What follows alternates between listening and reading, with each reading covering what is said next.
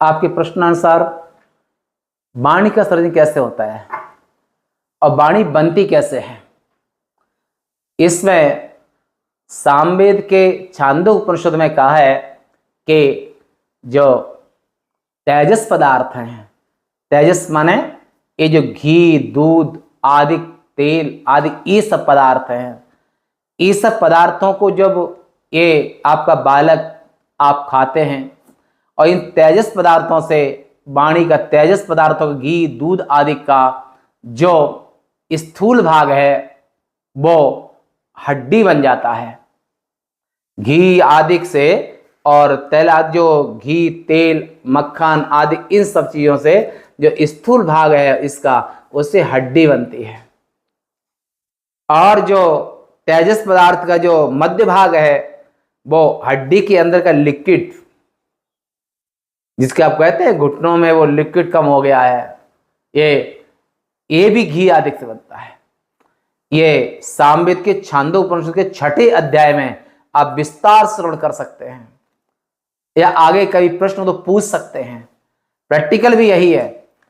और जो इन तेजस पदार्थों का जो अति अनिष्ट भाग है उसे वाणी कहते हैं। जो वाणी का वाणी जो है माने तेज का जो स्थूल भाग है वो हड्डी बना, और तेज का जो मध्यम भाग है वो हड्डी के अंदर का लिक्विड बना, घुटनों में जो कम होता है वो। और तेजस पदार्थ का जो अति अनिष्ट भाग है, घी आदि का, घृतादिक का, जो अति अनिष्ट माने सूक्ष्म सारिष्ट भाग है, उसी से वाणी बनी, घी आदि से। और वाणी जो, इसलिए आप देखो वैदिक ब्राह्मण लोग घी और काली मिर्च का प्रयोग भी करते हैं। और जो तेजस पदार्थ शरीर के अंदर में है तो, और घी आदि के लिए भी घृतंग वही आयु, आपकी हड्डियां मजबूत होंगी, स्वास्थ्य शरीर अच्छा होगा। और इसी से वाणी बनेगी। तो तेजोमयी वाक, ये शुद्ध वाक्य है। तेजोमयी वाक माने तेज जो है, जो पांचों महाभूतों में जो तेजस पदार्थ है, तेजस्वी पदार्थ है, घी आदि का, इसी से वाणी का निर्माण होता है। अति अनिष्ट भाग, जो बाघ वही पुरुषा, और तेजोमयी बाघ। और आप अपनी संतान को, आपकी संतान बाग्मी बने, अच्छे बैरिस्टर बने, प्रवक्ता बने, वक्ता, प्रोफेसर बने और तेजस्वी संतान हो, तो आयुर्वेद का सिद्धांत है कि घी का सेवन रोज करें, दाल में भी,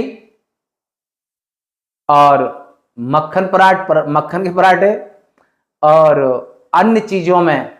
और सुबह खाली पेट में अगर काली मिर्च और घी खाते हैं तो गले के रोग नहीं होंगे। पर शर्त यह है, शुद्ध देशी गाय का, गिर गाय का, या ऐसी नस्ली गाय की जो देशी गाय का घी होना चाहिए, और वो खाते उससे कोई नुकसान नहीं होगा।